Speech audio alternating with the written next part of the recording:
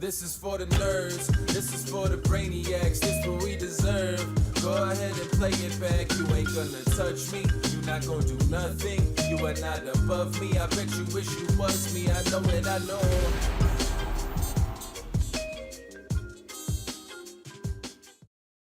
What's up, everybody? Welcome to another episode of the Only Friends podcast. Happy Monday, everybody. Happy Monday. What a weekend. Boring, wasn't it? What a weekend Nothing it was. happened. So beautiful. I hear that nothing even occurred. We have nothing to talk about today. It's a real shame. No one cheated, allegedly. That is, yeah, faded. We faded the cheating this week. Allegedly. We allegedly Man, I look faded. like an angel. Happening. Wow, you do. You look really Wow, ethereal. you've ascended from the Wow. heavens. Yeah. Dark side To angel. grace us with your Your knowledge. I'm too white. You're looking white. clean, Landon though. has a Look at me. I complaint. look like a ghost. He has a complaint. He's No, too this white. is just how you look. You look a little What are you talking pink. about? Go, Pink? go You out look, in the sun a oh little yeah, more. you look full like You look a bit blush. pink. You look yeah. poor. You You look look blush. pink. Definitely look not olive. poor. That's for damn sure. You don't look olive I at don't all. look poor.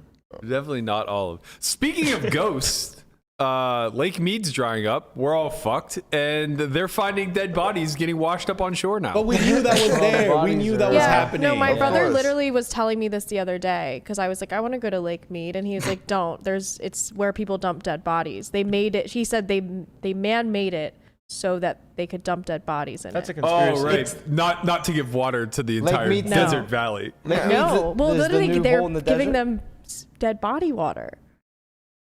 DBW. What is your point? We need water here. They made the lake to give us water. I don't know. We all knew the bodies were there. It clearly looks like the lake has some other things in it that aren't water.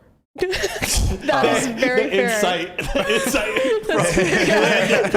Shocker. Breaking news. What do you think's at the bottom of the Hudson River, big guy? Let's not even talk about the Hudson Oh, River. the East River. How about the I think it's East the East River? River Yeah. is the one How that about the has East all the River? bodies in it, A lot right? of cement shoes. Yeah. What's the East River? New York. It's the Yeah. river on the east side of New It's York. like radioactive. Hudson's on the west side. East side.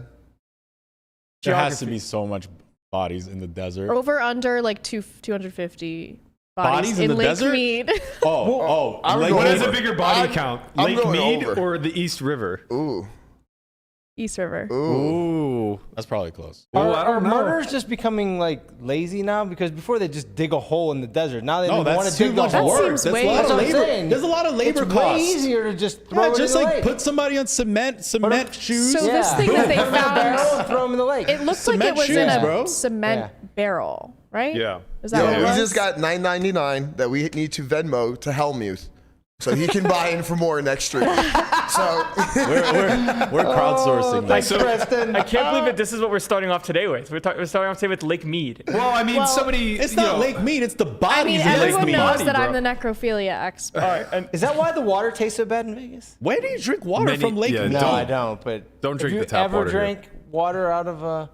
I used The to drink the tap tap in water. Vegas, It made it's me don't- thirsty. Not recommended. It didn't quench my that's thirst. not it what made me water's thirsty. supposed to do. You're This supposed is this is one of the areas supposed in to the be world where you hydrated. cannot drink the tap water. Florida being another one. And Mexico. I Florida had, tap water man, tastes Mexico's weird, the yeah. nut worst. Though, Yeah. Look They- at me. I I don't drank think Florida Montezuma's tap water. revenge. You Yeah. got fresh I drank water. Florida Case tap in water, point. and I thought I was absolutely dead. Really? I used to had drink it. Shivers. I had the shits. I had chills. Where in Florida? Fort Lauderdale. I was playing basketball with Mercier, and it was my friend Dolek and I. We played for like 3.5 hours, and they just had a water fountain there. So I'm just chugging out of it the whole I've drunk time. Playing tap water in basketball Florida, with and I was Mercier. fine. When do you drop other names? Yeah. Chamath is coming. I was with Dwayne Wade Hey, playing I was basketball. there with Dwayne Wade.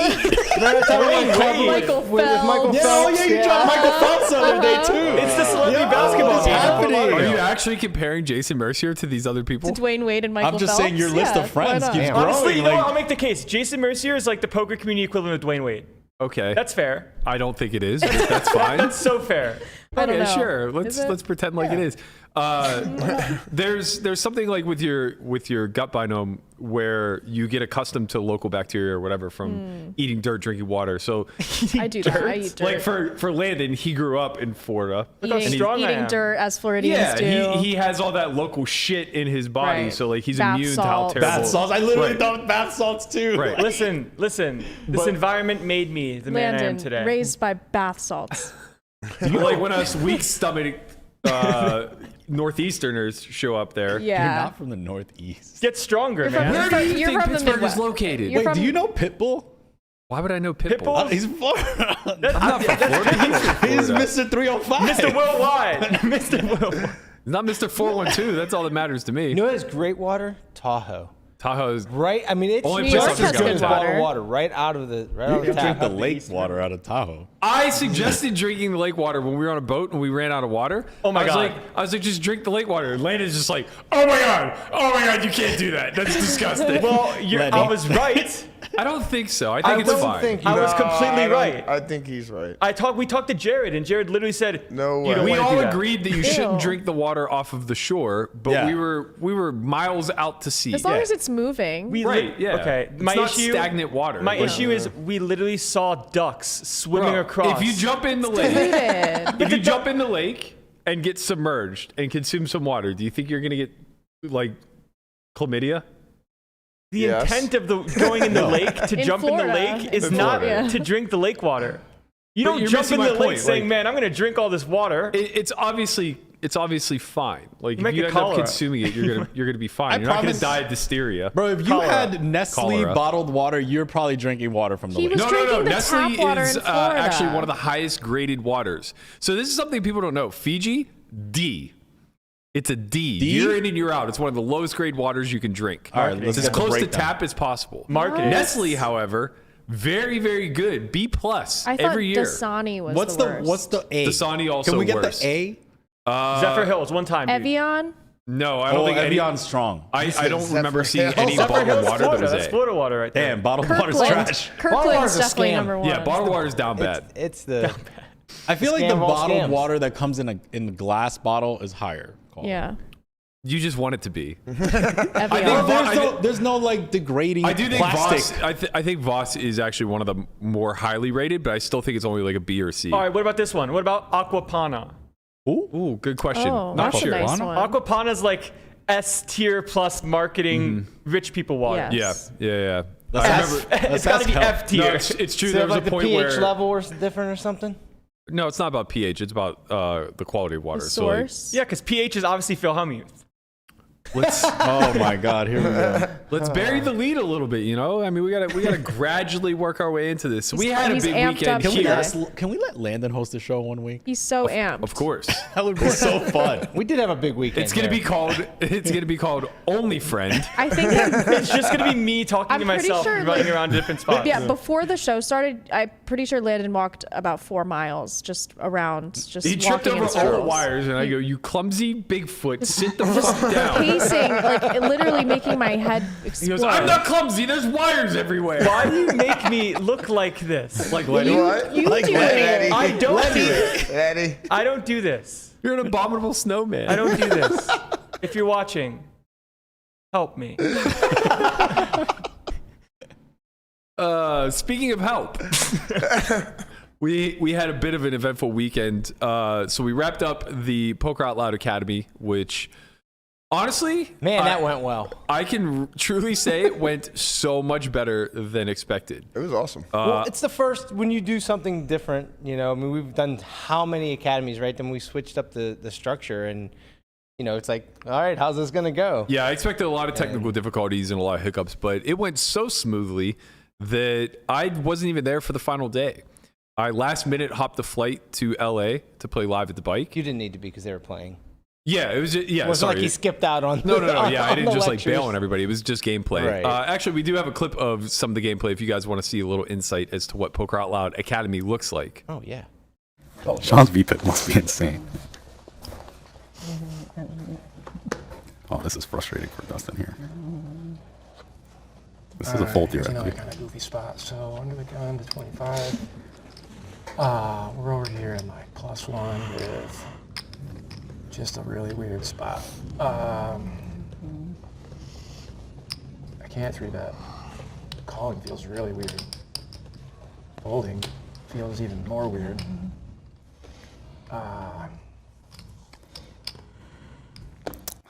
I would have preferred you just 3-bet. It's my better judgment. Sean's VPIP must be insane. Oh, this is frustrating for Dustin here.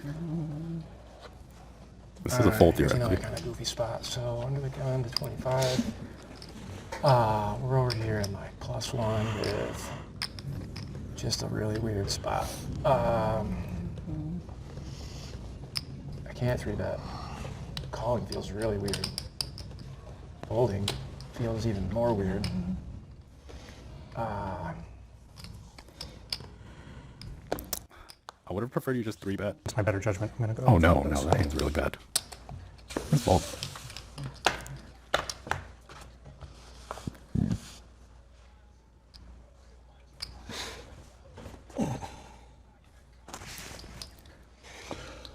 Okay, well. Some shot of value. We got this thing down to 3. Bit of backdoor action. I'm going to put in a small bet here just to see if somebody wants to fold because of that flop. Good. It's an easy one to miss. So we got 80, and I'm going to bet 35.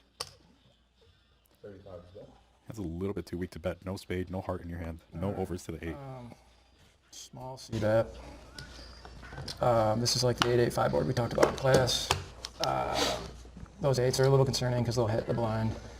My actual hand's what it is. His under the gun versus my +1 here, like we're kind of in the same boat, both of us. And that being said, I think I'm gonna float one here. There are like some goofy ace-high chops. I mean, not a lot. You know, if he's opening king-queen and stuff like that. So we're just gonna peel one. If we somehow pair an ace, we're happy, but we're gonna tread careful. I don't know if we can take ace-king or ace-queen out of the equation by the end of this, but we'll see what's up for a couple of dollars here. I don't love it only because you don't have an ace. I mean, you don't have a spade and you don't have heart in your hand. I think I would just fold, especially with the big blind still. Called. Dan, All right, that was a little bit of what we had going on at the Poker Out Loud Academy. I think that went pretty well. There is new dates announced for anybody who's interested. It's going to be August 15th to the 16th to the 19th. Sorry.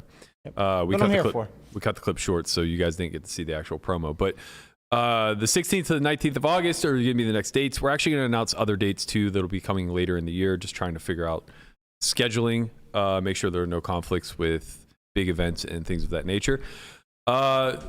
Speaking, though, of live stream poker, I missed the final day of Poker Out Loud to hop on a plane to LA to be a part of Live at the Bike's return.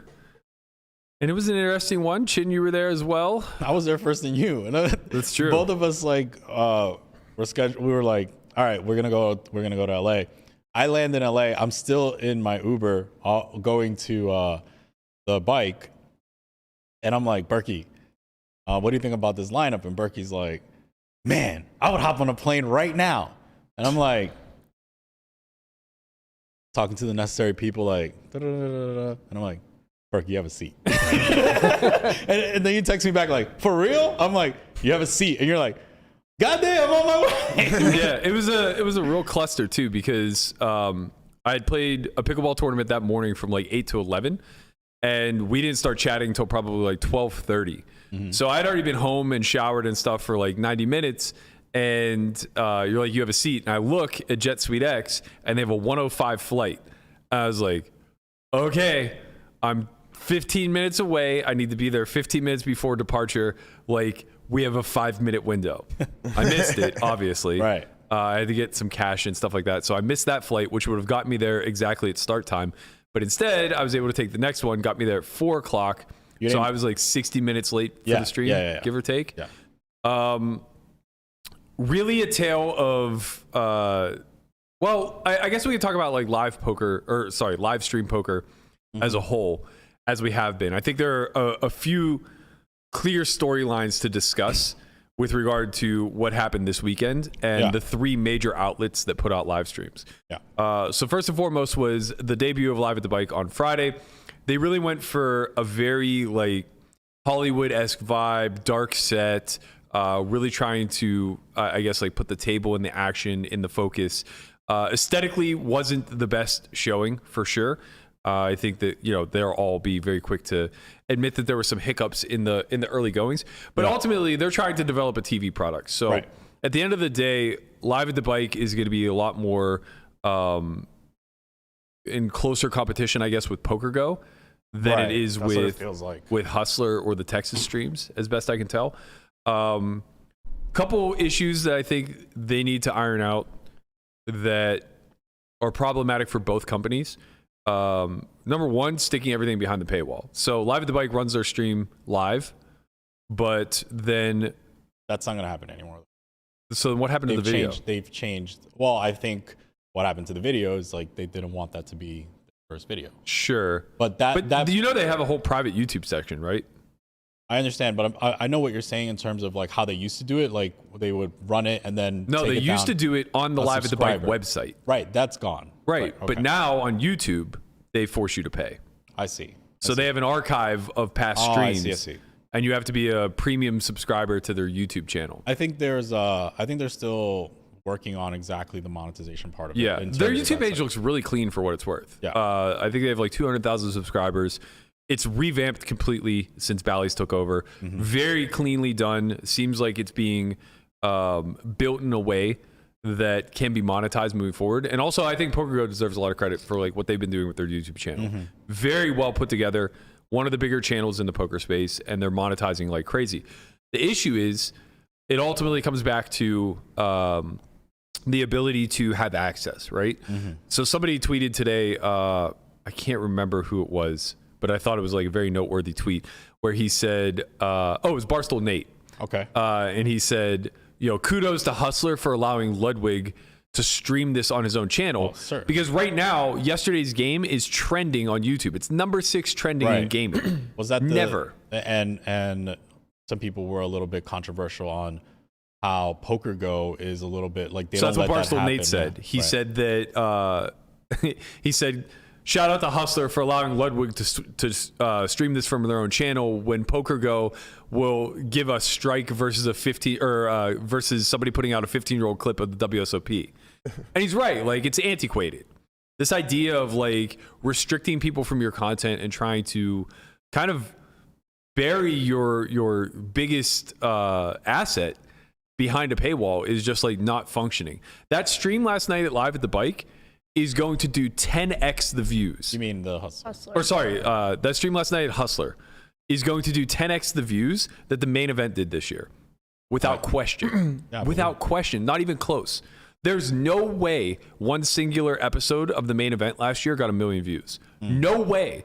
And this trending video now, which is well over 1 million when we went live, will probably be over 3 million by the end of the day, is going to do 10 million easy. Do you think there's room for both streams? Oh, for sure. There's room for all of these streams. Yeah. I just think that last night proved that the old model was outdated. And I'm a little unsure how What do you mean by the old model?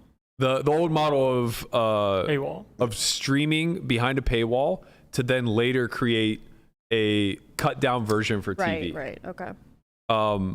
So yeah, I'm a little uncertain because to me, Live at the Bike has a massive asset in the sense that they have a big budget and they have a television entity behind them. Right. Yeah. Same as PokerGo. PokerGo has a huge budget. They have a studio and they have a partnership with CBS Sports, which I think is still intact, but maybe it's another network. Right. But whatever, it doesn't matter. Like they always have access to Bally's network is just TV. they're going to fire. Like they're going to fire off. Right. They're going to try shit for sure. Right. They're not just going to let it die. Right. But the question becomes, how much of an asset is that whenever Hustler has access to everything that we've been talking about, which is getting outside of the poker sphere and pulling in these ancillary markets. Yeah. Right. So we clearly see that any one gamer, let alone a collection of them, are all bigger than any single poker entity that exists. Yes. They're all bigger than Negreanu. They're all bigger than Hellmuth. And Hellmuth and Negreanu are the absolute peak or pinnacle of poker. Right. One ninja is just massive. Right. The last night's game is going to do more views for sure, including like Ludwig's channel and others, than the game with Ivy, Durr, Mead, Garrett, etc. It's not even going to be close. And prior, I think that had to be probably one of the top 5 most streamed certainly events ever, right? Yeah. So it's clear we're shifting in a different direction. People aren't looking for the high stakes poker games of the past any longer. They're looking for influencers elsewhere. They want to see the sports stars. They want to see the gamers. They want to see people who treat poker as a recreation and a hobby. And mixed in with their It's favorite just players. fun. Maybe. Like,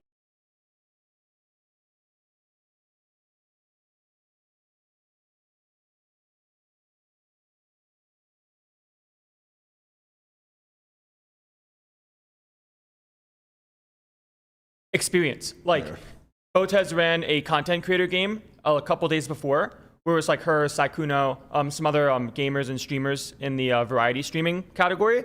And then Ludwig's girlfriend, QT Cinderella, made a vlog. And Brad Owen's vlogs are normally like the top vlogs that do like 500K views. Hers came out, it's been less than a week and has 300K views already. Yeah. It's massive.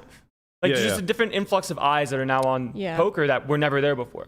The thing that I'm not confident with is that it's sustainable. Yeah. Right? Like, Well, you can't run that game back. Right. So Right. I was thinking about that too. It seems like that's a once in a quarter, once every 6 months type of game. At most with those stakes. Right. Exactly. But they could definitely get. So it's not as much about the stakes, right? I think the names are bigger than the stakes. If they played 25-50, would we really like? people would still watch. They would still watch, right? Not if they did it weekly. No, not weekly. That's Right? why I think it's a once in a It just quarter. tires very quickly because they're pulling from their audience that is used to seeing the same stuff out of them day in and day out, right? And they're showing them something new. So whether you're talking about Beast or Ninja or whatever, they're deviating off of their usual path and saying, like, here's a hobby that I greatly enjoy. And you could do that in small doses. Yeah. Or you could do that at nosebleeds. Because the idea of 8 people sitting in a game and playing for houses and having no fucking clue what they're doing, and just like it literally looked like a $1, $2 no limit game from a skill standpoint, right? That's what made it fun. Yes. But it won't be fun forever. Right. You can only watch people like butcher your craft for so long before people just kind of start to tune out and go, oh, it's a bunch of. But are you talking about the pros butchering our craft, or the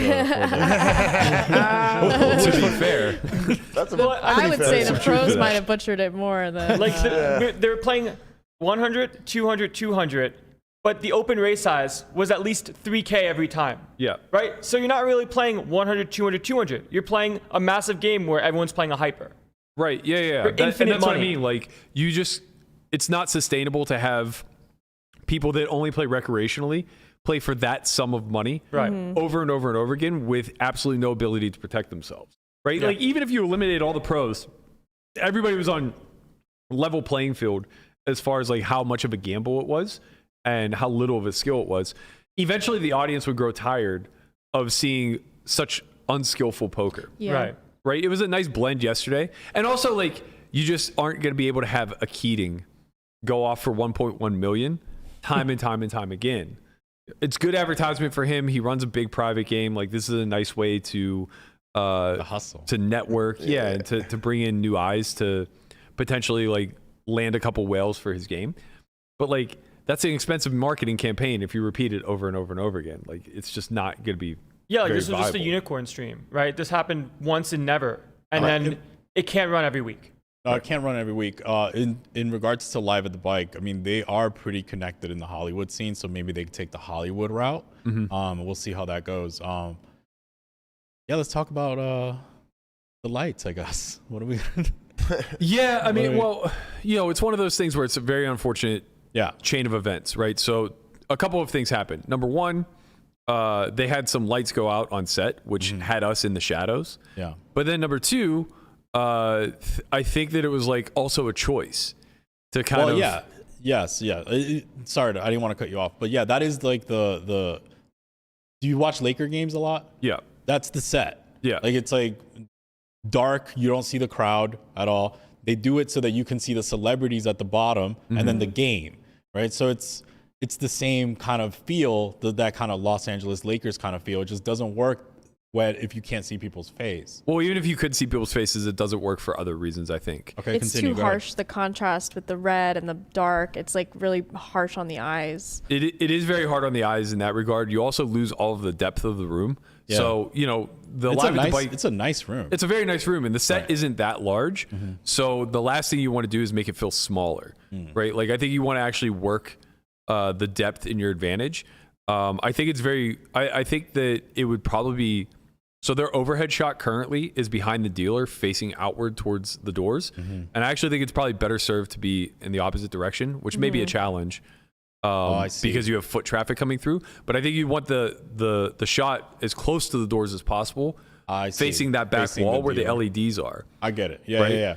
So that you can see all the LEDs all around. Yeah, and that's the one lone shot where like you would really be amplifying the table, kind of like the walk-in, kind of like. Yeah, I see that. Yeah, and you get a lot of depth that way. But yeah, whatever. They're gonna play around with things. They have good people behind the scenes. They obviously have a vision with the LED walls that they built and the idea of being able to be interactive.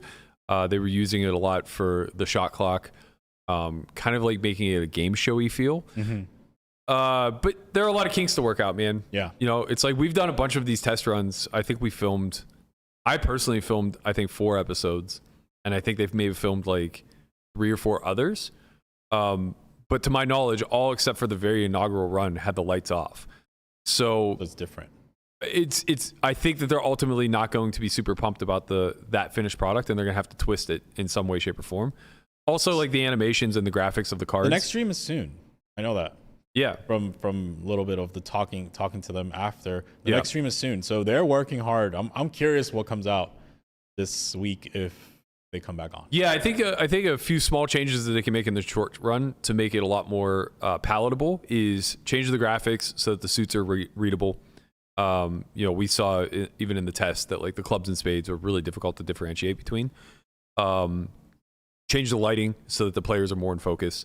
Obviously, the biggest thing that you want to do, last night's a perfect indication of this, you absolutely want to build character arcs. Yeah. It's so critical, right?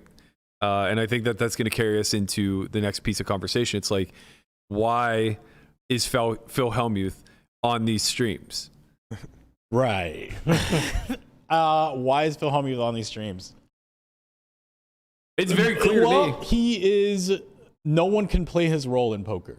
Simple. Agreed. He is mega famous in the poker world, and he's extended outside of poker. There's no one else doing Carl's Jr. commercials.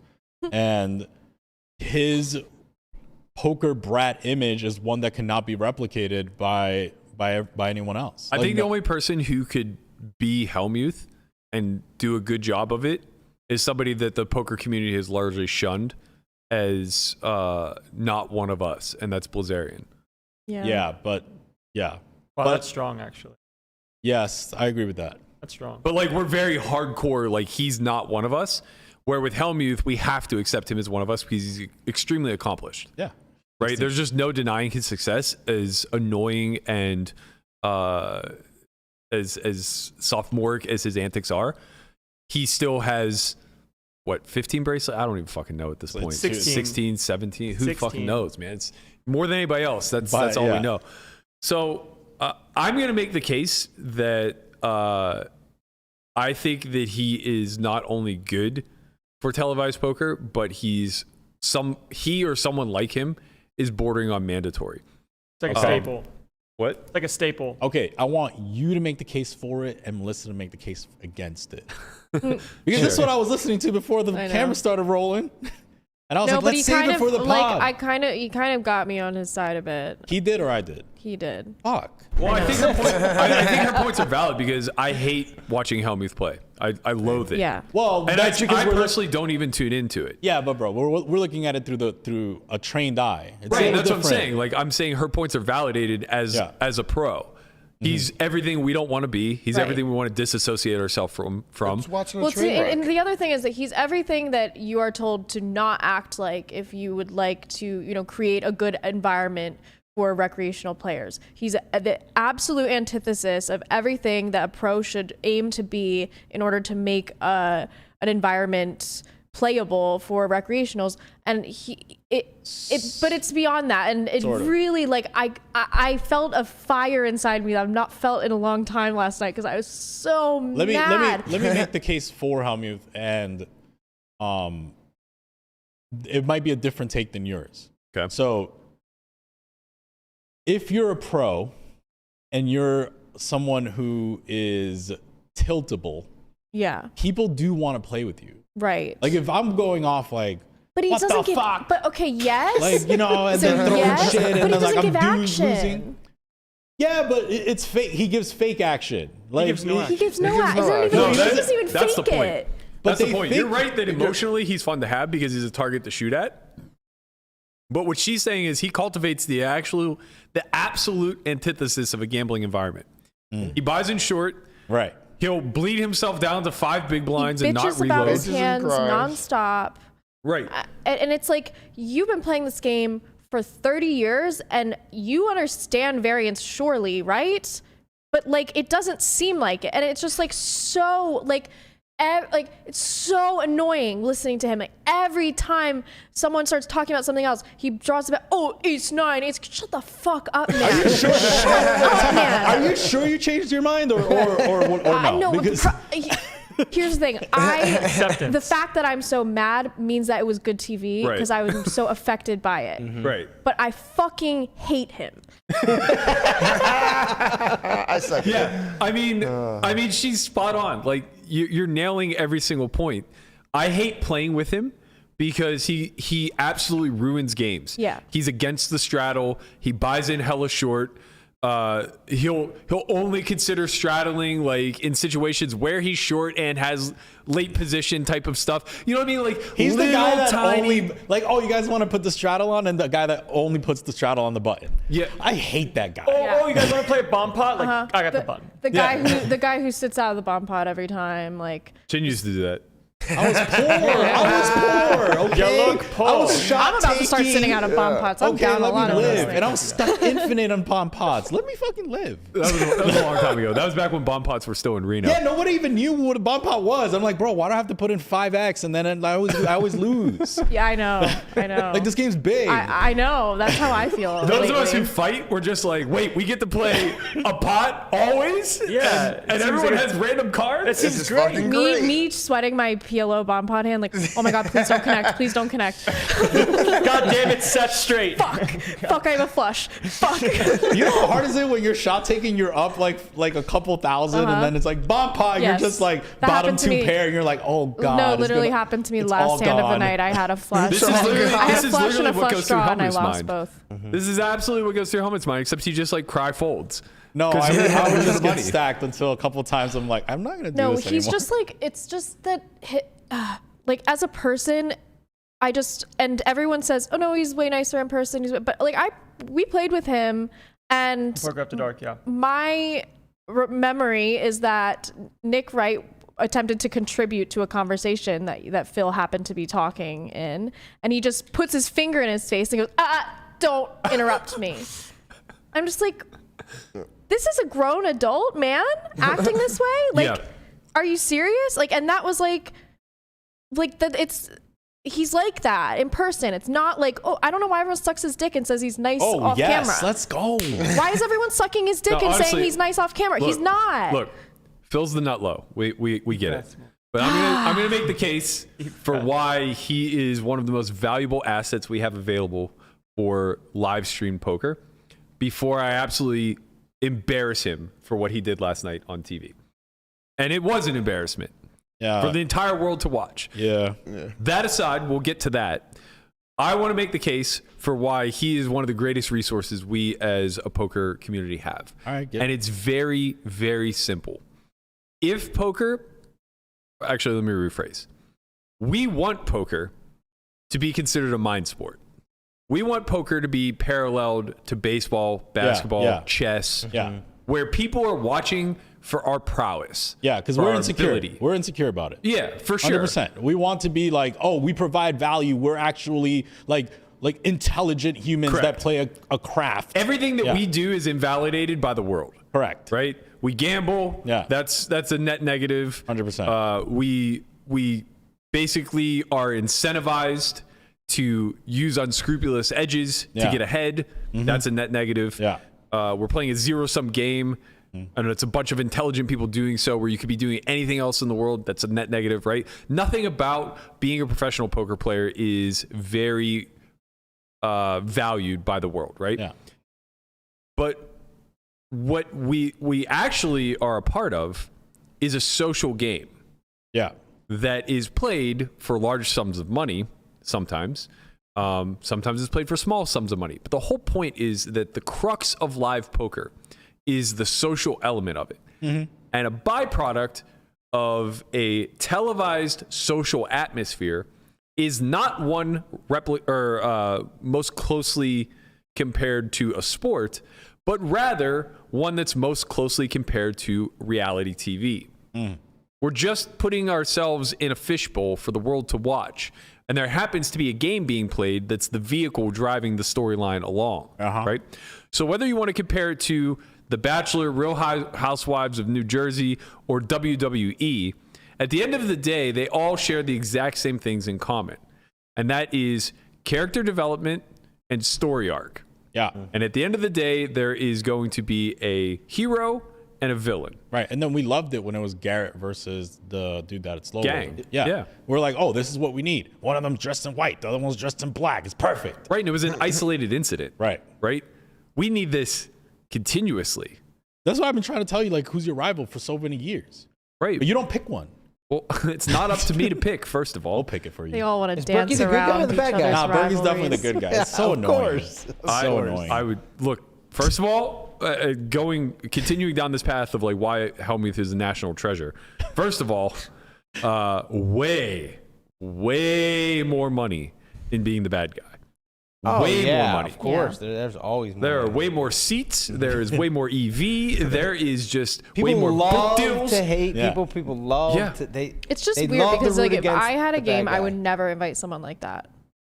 Yeah, but if you had a game, it wouldn't be on TV. Yeah.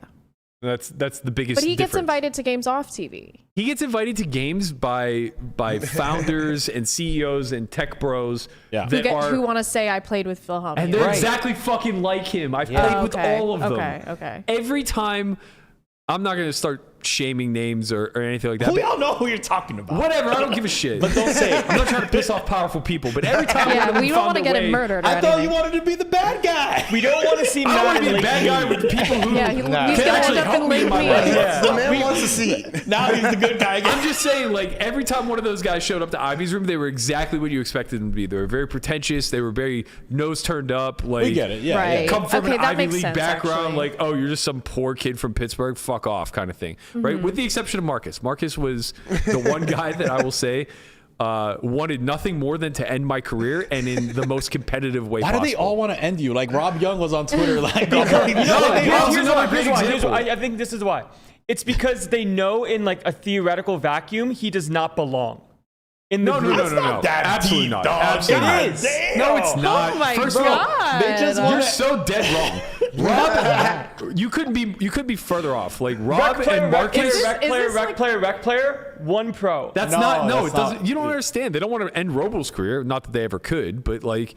They don't want to end JRB either. Like, they want to end me because they know that they can't end me, Yeah, so to that's what- speak. Not in the sense that they can't break me. They know that I'm the closest to being Yeah. broken. They want you to they want to shoot you down and then tell you to You know why, rise though? up You again. know Not what even it is? that. You know what it is? It's because you are very stoic. You're always sitting there all postured. Not in those games. Like a You're not? gargoyle. You're not God, stoic? no. Because I would think that they would try and, get you to crap. No, it's the exact opposite. Rob and Marcus specifically, citing them as examples.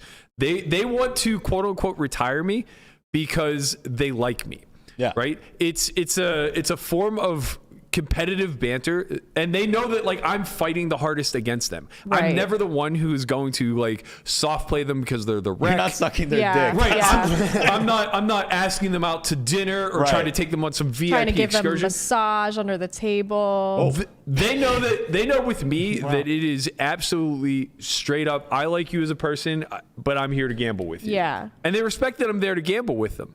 Right. So like when they say that they want to bury me or they want to end me or whatever, they want to remind me that poker's not easy. Yeah. And that they fought really hard to get to where they are at their level of That wealth. makes And they're sense. right to do so. Yeah. Right. But like these other guys I'm talking about, it's not that at all. They don't care about ending me. They care more so about me not being in the seat. I've gotten that little vibe before. They want you to just like lose a bunch and then ask for a job. They're just, I've gotten that. They're like, I would hire you if you go broke. I want to make you go broke. You could do so much better with your life. Right. I'm Yeah. like, fuck. That was always the Maybe Marcus you're right. banter that I had with me. But he was like just being like like funny. Like we had witty sparring banter back and forth, and I do think that he probably would give me a job if I needed one. But like when Blazarian would show up, it was just immediate like, the fuck, get this fucking guy out of here, yada yada yada, right? And it's like he's just bitching and complaining while he's V-pipping 10%. And after like 2 or 3 orbits of that, somebody like Baldwin, who I play with routinely, is like, you get out of here. Because he doesn't care. Love that. He doesn't have to cater to Blitz, and he knows he's not VIP. He sees that one of us is V-pipping 50% and giving all the action in the world, having very little money to do so. Yeah. And the other one who's giga rich is sitting there knitting a fucking sweater. Yeah. Right? So it's like, at the end of the day, people respect those that are willing to put chips in the middle, and that's why we hate Hellmuth so much. Let's talk about a little bit. Well, so we hate Hellmuth, but he's great for the stream based on what we watch. So it's like, that's why we hate him, because he does have giga money, and he just complains about fucking everything while putting none of it in play. Yeah, he literally does everything you're not supposed to do. Right. But and still gets the game. And still gets like he does everything that he gets the game. Yeah, you laid that out because he's the heel. Yeah. Right, He's of the course. fall guy. There's no one else who can sit in that game and do what he does with any level of sincerity. No, they'd be gone. It's not even that they'd no, be they won't be gone. gone. They wouldn't even be It would in the just be seat to begin fake. with. It would just be fake. It would be fake. You just can't do it as sincerely as him. He is such He's a fucking sincerely narcissist. a piece of shit. I don't think he's a piece of shit. Like, Block I actually me. think he's probably Bill, a pretty block reasonable me, person. You know? Bang. Block me. Block me? I think he's a Fucking pretty block reasonable me. person, but he's so narcissistic to the core that he's actually bought into his heel persona. And it serves him insanely well, right? Like, not only does he get the best seats in town, not only does he get to brush elbows with the biggest founders in the world, not only does he have an inside track to tech investing and being on boards and getting well outside the poker sphere, he's also, secondarily, one of the biggest faces of our industry. Yeah. So he gets to be an industry leader while his peers disrespect him and dislike him and have absolutely no negative fallout. And it's all a byproduct of this poker brat image that he's curated. And the reason for that is that televised poker desperately needs the heel and amplifies it as much as humanly possible. Yeah. So in lieu of a lot of money getting passed back and forth because everybody's quote unquote gambling, which is something that is very hard to curate over and over again, because eventually people understand you can't make money that way. You just bring in somebody who does the exact opposite, but is very good with wordplay, right? And he's very good at being hateable. And maybe deep down he doesn't want to be. Yeah. But he has to know that it just serves him best to be. Oh, he embraced it for a little bit. He called himself the poker brat. Like, there's a little bit of embracing it. And then I think he went like Keith Ledger on us and just like straight up dove into that. And now this is him. Yeah. And now here we are. And now his wife is like telling him like, listen, write a book on positivity. We need you to calm down. Here we are. What'd you think about Limitless? Limitless is fun. Honestly, I wish he was more like the persona that I saw in Ingram, rather than like what I actually have known him to be when playing with Melissa him. did a good persona of Limitless. She did it before. Which one? What did I say? When you were just like, whatever you did when of he Limitless. says like, oh fuck, I can't do it on command. I'm nervous now. He's like, I'll get drunk and play any of you guys. He plays. Show them drunken style. Yeah, he'll play anybody drunk. He's not like that at all. Like he's not? super affable in person. Yeah. He's very I don't know. He's just bouncy and happy. Honestly, he reminds me of Landon. He's just like Really? smiling and 3-betting and bouncing and like, you know, he's happy to be there. He's having a good time. He's a young internet guy who like has transitioned now into live. He's not hateable at all. What'd you think about the Versace suits though? Whatever, man. He's foreign. I want to see you in the Versace jumpsuit. Come on, one time. No. We got the Yeah, shades. we got the for, shades We got to the start. shades for you The right here. Versace Start jumpsuit, Yep. bro. I am not into wearing designer athleisure. We got to get these shades on One Berkey. time And Versace not my It would be jumpsuit. One of really these- funny one time to see Just it one time. I'm with like a little beret or something. I think I've done a pretty good job of not really carrying myself in a douchey manner. And Limitless, because he's Polish, can wear all the Versace he wants and not be a douche. He's also in his 20s. Makes it a little bit easier. If I wear Versace, it's just so douchey. You ever heard that song like Versace, Versace, Versace, Versace? No. All right. Should I have? Migos and Drake, man. No, not for me. Not for me. But getting now to after I've made my defense of Hellmuth, my little compliment sandwich. We're getting to the shits now. What happened last night where he plays a hand versus Slime in a, I guess it was like, what, a 20K pot? Before the all-in or after? Before the all-in. Before the all-in, there was 15K. There was like 15. Yeah, 18. There was like 18,000 in the pot, right? Mm-hmm. Yeah. So to set everybody up, or to tell everybody what happened. Actually, let's just we have the clip. Let's just play it rather than me walking roll through the it. clip.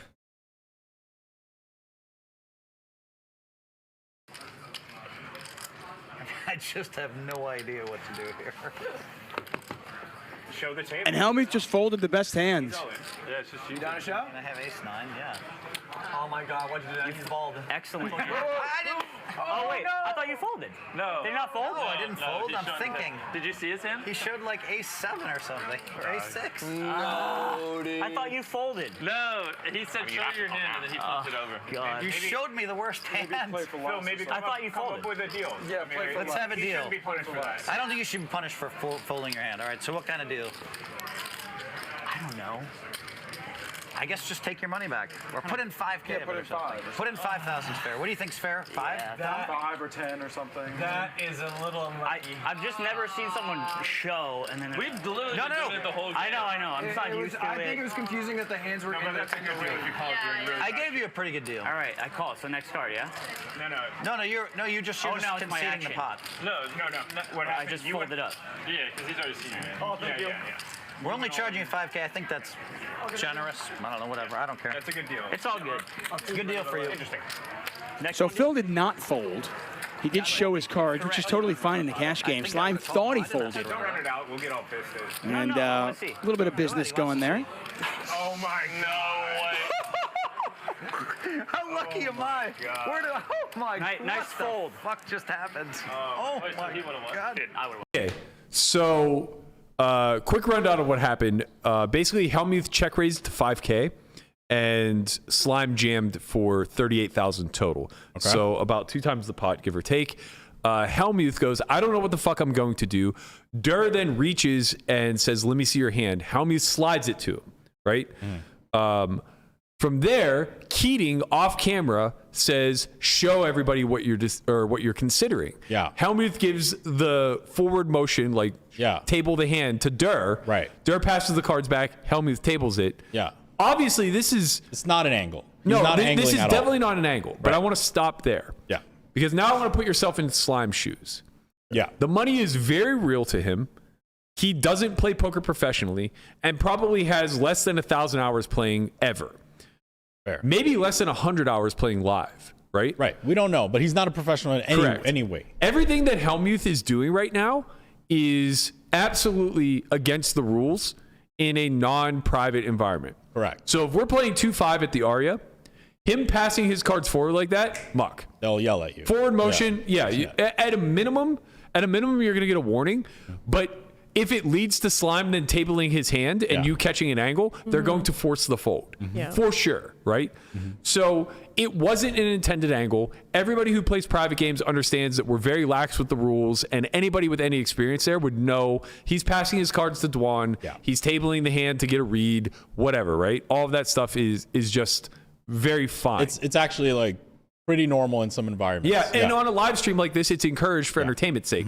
But he has to remember why he's there and what role he serves 100%. as the professional at the table. Yeah. He's the secondary act. He's not the fucking main show. Correct. Okay? There are 7 people at this table who do not, or 6 people at this table that don't play very often and nearly never in the live environment. They just play amongst each other online, shit like that, right? Yeah. You're doing a bunch of things that you're taking for granted that they'll understand what's going on and not react poorly as a result.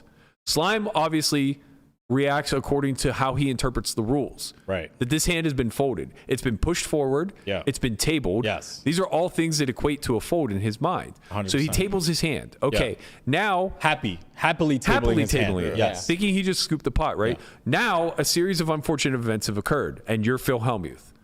You are now in a free roll situation according to the loose rules of a private game. So what are you, as the professional who has a win rate versus people who do not, expected to do ethically? Are you asking me? Well, I will in 1 second. Okay. In real time, he thinks he does the kid a favor by ending the hand right there and charging him 5,000 out of his remaining 30,000. So basically, he's forcing him to put in the call and then muck his hand out of his remaining 38,000. Okay, so here's where I'll make a very sliver of a defense for Hellmuth, and I'm going to refute it very quickly. If stacks were forced to be put in, and they if it went shove call, the pot is going to be about 95,000. Ludwig has 20% equity, in which case he'd be expected to get 20,000 back, give or take. Yeah. Right? So by letting him keep 30 of his 30, or letting him keep 33,000 of his 38K, Hellmuth is actually cutting him a break. Right. This is why that's flawed logic. Hellmuth's antics led to, or sorry, I keep saying Ludwig, it's Slime. Yeah, Slime. Hellmuth's antics led to Slime tabling his hand. Hellmuth's antics, by the technical definition of the rules, is an angle. Yeah. You can no longer deal with the hypothetical of shove call. Correct. Now, if you're going to do any sort of dealing, it has to be expected that the shove never happened and you never called. Because here's the thing: if Ludwig had if Slime had turned over Ace King or a set, Hellmuth is absolutely never giving him a penny. No, obviously, I was folding, is what he was always folding. Yeah. And never, ever, ever, he might even try to do business and get his equity share if he's the one dominated. That's mad. If Slime shows Ace King and he has the Ace 9, he may make the argument of saying, like, let me take 20% of the pot back. Right. And just end the hand. And end the hand right there. There's also something to be said.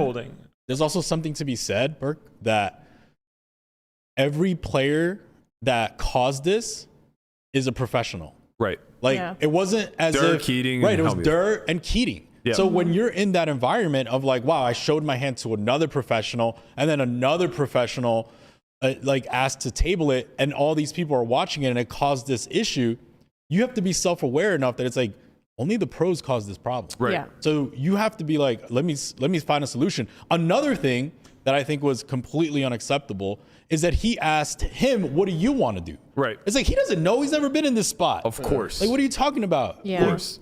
So personally, for me, I would have, the tax, can we talk about the tax? Bro, the 5K is insane. Are you kidding me? It's insane. Crazy. It's insane. Honestly, the way that I see it, like if I was in that spot and Slime says to me, oh, I thought you were folding, boom, done. I folded my hand, you got it.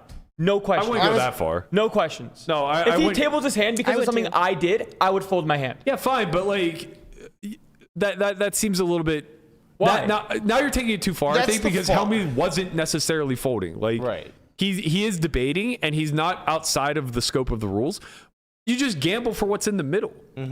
At the very least, and just let it run out. Yeah, you pull back your bets, and then you just play for the pot. And like I think you could even do something like. Wait, you can't pull back your bets because it went bet call. Well, you can do whatever you want. Sure, I mean you can't. literally do whatever you I want. think what you could do is literally just say like, listen, I have you pretty dominated. Yes, it was a multi-way spot. Not any longer. After it went jam fold because Mr. Beast had nothing, then Phil was tanking. Yeah, so now it doesn't matter. But there's a situation that happens, so it doesn't matter. Things can happen. The rules are pretty loose. It's whatever you think is right. Right. They could have chopped the pot. Hellmuth could have given him 20%. They could literally do any business that they want at that point. The fact that it was multi-way, like, we're not adhering to casino rules. That's obvious, or his hand would be dead. Right. Yeah, I think personally what I would have done, and I haven't given this much thought, but I do this often when a situation like this happens, is like, look, you were dead. Let's just chop it, end it right here, and move on. Like, I didn't mean to fold. And I think the other thing, what Landon is saying is like, okay, if you think it was that egregious and you just want to hand them whatever's in the middle, it's fine. It was a small pot anyway in comparison to the game. It's not like Not for Hellmuth. Yeah. My pot was half his stack. Yeah, my issue is 70%. how can you be mid-tank and say, I don't know what to do here? Then all this stuff happens, see that you actually have the best hand, and then say, "Of course I was called." Yeah. Well, I think he. No, well, he. That's exactly no. I'm saying that is exactly what happened from the video. It is The funny part, ridiculous. he's not always calling that, I don't think. No. That's my We were problem. saying, we were sitting there. Seriously, and the problem is, like, when he starts thinking that in his, he probably thought in his head, I'm probably folding my hand. This situation happens, and then he's like, oh shit. We were What sitting there Berkey's saying thinking he would is true. Is fold. he just landed in a free roll spot? Oh, yeah, And when you absolutely. land in a free roll spot as the professional, especially when other professionals help Caused you it. get it, Yeah. you don't have to take do the advantage. right thing. Yeah, you have to show so much grace in that particular spot. I think it's going too far to say like you have the worst hand, but I caused you to show it, so take the pot. But as a professional, like, if you are thinking that there's a good chance that you're just going to fold there, right? And you're just like, whatever, muck, and go land in drought. No, because I mean he was obviously considering. He wasn't like certain that he was going to call or fold.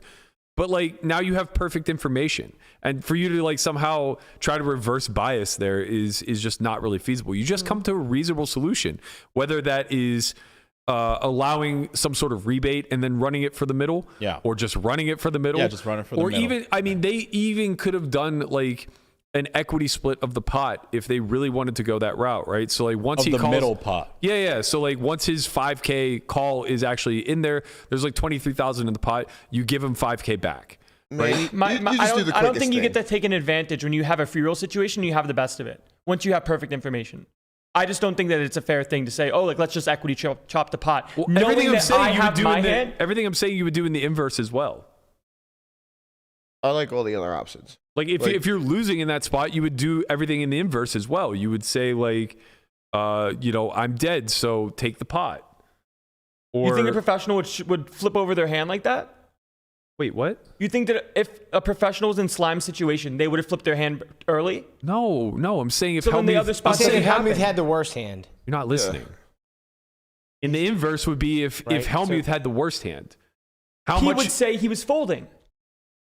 You're missing the point, Landon. There's no other retribution he could give Slime. If he had the worst hand, there's nothing more he can do than give him the full pot. Mm-hmm. Correct? Correct. Okay. So when he has the best hand, it shouldn't also be the same outcome. He now knows he has the best hand, though, is the issue. I understand. He would also know that he has the worst hand. My whole point is that all you could ever do is just offer an equity split in either scenario. That's completely and utterly fair. Right? If you have the worst of it and you're 20%, now you can be generous and say, like, take the whole pot. Right? Yeah. And if you have the best of it, you could be fair and say, well, chop it. Why don't you also just say take the pot? Because he was genuinely... That's egregious. He was genuinely... You're giving up 20% if you have the worst of it when you say take the whole pot. If you have the best of it and you say chop the whole pot, you're giving up like 20%. But if you give up the whole pot, that's insane. In my opinion, this stuff as a professional should not happen, and there has to be a penalty for it. This doesn't happen in a normal situation. I think the penalty is on Ludwig or on Slime. Yeah, that's what I don't think you understand here. I don't think it is. What if the pot's $400,000? This wasn't Slime's fault. This can't be Slime's fault. What if the pot is $2 million, Landon? You're gonna ship him the pot? It's not my call. I'm just saying. Like, Yes. You're not thinking through your argument. It is absolutely Slime's fault. Right? I don't think so. Okay, we agree that he is being exploited here, but it's still his fault to protect his hand. If he's being exploited, it's on the professional not to exploit them. Agreed. Right, that's what we're saying. Just chop it. Right. Like, just chop it. Just be like, bro, listen, I'm sorry. Let's just chop the pot. Like, no big deal. The Like 5K was so like the 5K tax is arbitrary. madness. Like, and I think the chop is fine. If you want to be generous and say like take the pot, that's fine. But I don't think it's expected to say like take the whole pot because now you're getting free rolled, like how Berkey's saying, where it's like if you're behind, you're giving him the pot. If you're ahead, you were giving him the pot. And so it's like a chop. I think it's fair. And if you were the one that was, I think if you were the one that was behind, maybe you give him the pot. Right? That's what I'm saying. If you're losing and you give him the whole pot, then you're sacrificing like 20% equity. If you're winning and you say chop the pot, you're sacrificing like 25 or 20% equity. Yeah, I agree with that. It's pretty comparable. And it's the only right way to do it because at some point the pot is going to be a size where Phil just can't act in good conscience any longer. Like there's just no way if this is a 2,000 big blind pot and he has perfect information, he could just say like, take my 1,000 big blinds. Yeah. But he also can't say just run the pot because I know because you know what you have. That's why the chop is. Well, why would running it be bad? if you're on either side of it. The The equities whole just play situation's down horrendous, man. It's not an easy spot, but it's at the very least, I think these are a case-by-case basis thing, because playing a $2 million pot and playing a $30K pot are two different things. They are slightly different, but Slightly. well, they're no different in what led to the antics. If it's a $2 million pot and Hellmuth does the exact same thing, are we somehow like more critical of what he did? Here's my issue is if Hellmuth gave Dwan his cards in like a normal standard fashion where he doesn't like slide it through, this doesn't happen. I mean, right? If he just looked at his hands like in front of his face and then showed Dwan without putting it over the line. Who looks at Nobody ever does that. Who does this? If somebody asks to see my hand, I'm sliding it to them. Yeah. Always. You're sliding it over the line. Why would you pick it up and show? I think you would give it. You're playing in nothing but private games. Bro, your inexperience in live private games is just like really shining through here. This is everything Hellmuth did is very, very, very, very common practice. I've seen hands get passed from the 3 seat to the 8 seat face down. Yeah. With action pending. Like, this is extremely common. And also sometimes like this. Yeah, exactly. Sometimes they just straight pitch. They straight pitch It's to true. the other guy. 100%. Nobody cares. This is extremely common. The problem here is that Slime is not privy to that culture. Yeah. He's not accustomed to that culture. He's not used to the rules being that lax. So that's his fault? No, but you can only... You can But it only happened, so you have to figure out a fair you can only solution. not punish it so much. You can't just say this shouldn't happen, therefore, blah. Like you have to figure something out that's fair, you know. And you should never ask the other player what's that fair. was insane. Let me say something. I think Durr has a little bit of responsibility here. Like when he sees a tax, it's like, Phil, come on, Phil. Yeah, of like, course. You know, like a little course. bit. Like no one has more experience in private than Durr. Of course. Would Durr be charging Paul or the 5K tax? Get the fuck out of here! You're not charging Paul. It was such an extremely ridiculous series of events once he sees that he has the best hand. Like watching his gears turn, once he sees that he has the best hand, literally, I know the mind of Hellmuth, man. You can watch the gears turn and it just becomes a matter of how can I get the most out of this spot possible without having to see another card because he's still live. Right? And it literally just became like, okay, just like you're not emboldened to putting the 38,000 in any longer. Just give me, I'm happy with what's in the middle where I have the best of it. You should at least have to call my raise though.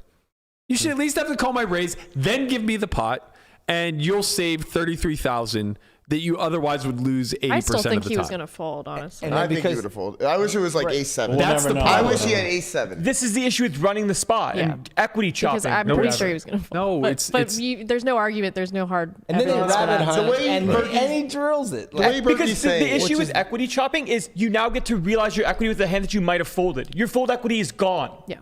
It's Yes, gone. I agree. So you automatically But get there's a a portion situation. of the pot. But you understand that by him tabling his hand, he relinquished his fold equity. So I Yes. agree with you. Yes. That's exactly why we can't look at it as a spot of, well, they're both all in, and now he deserves 20% of that pot back, which is less than his full stack. And therefore, Hellmuth was very generous. We can't look at it that way because Hellmuth's antics took away the fold equity. But Slime also voluntarily, whether it was coerced or him just being a little Excited green or whatever, yeah. like he still did make a small mistake.